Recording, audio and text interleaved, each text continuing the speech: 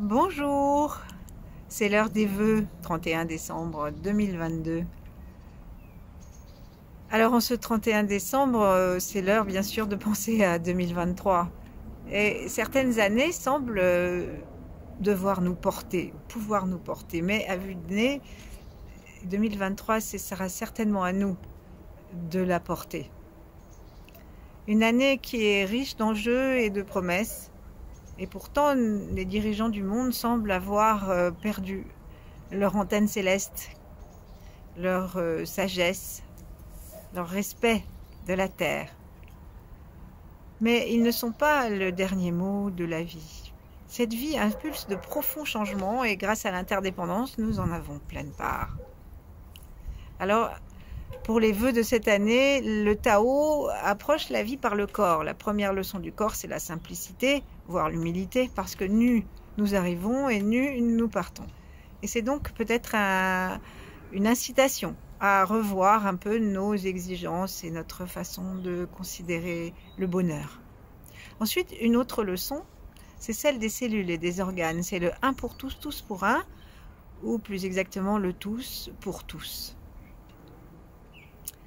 Sans chichi, sans arrière-pensée, parce que nos organes, notre corps n'a pas d'ego. Il a des vertus. Nos organes ont des vertus. Commençons donc cette année en nous souvenant de nos qualités.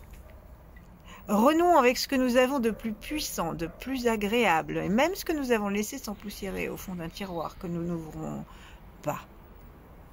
Qu'est-ce qui a une fois étincelé en nous? Offrons-nous cette reconnexion comme étrenne.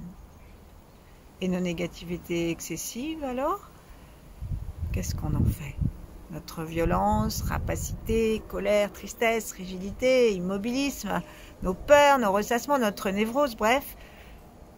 Est-ce qu'on voudra les laisser tenir le devant de notre scène en 2023? Contentons-nous plutôt d'une étreinte. Et réconcilions-nous avec nous-mêmes. Maintenons-les à leur juste place et aspirons la lumière. Alors, au cas où nous ne saurions plus quel est notre scintillement personnel, particulier, la Chine nous aide à partir de nos organes. Elle nous souhaite un cœur si plein de gratitude que ça déborde sur tous. La famille, les animaux, les plantes, même notre voiture ou notre aspirateur. Et la vie telle qu'elle est, et la source de la vie. Avec la rate, elle nous souhaite ancrage et vigilance pour attraper le coche du présent et celui de la chance quand elle passe. Elle nous souhaite dans le souffle l'enthousiasme de la vie, la pétulance qui fait sauter du lit le matin avec le sourire. Elle nous souhaite la douceur et la volonté et l'écoute des reins et nous rappelle qu'il est bon que ces qualités aillent ensemble. Elle nous souhaite la claire vision du foie, sa gentillesse et sa généreuse créativité pour nous adapter aux changements qui arriveront. Elle nous souhaite un mode de vie unifié de nous à tous, comme fait le corps avec lui-même. Alors en cette nouvelle année, si nous traversons des difficultés, voyons-les comme des encouragements à manifester notre scintillement, puisqu'il émane de l'intérieur. Devenons de plus en plus conscients des cadeaux énergétiques de la terre et du ciel. Aspirons l'énergie.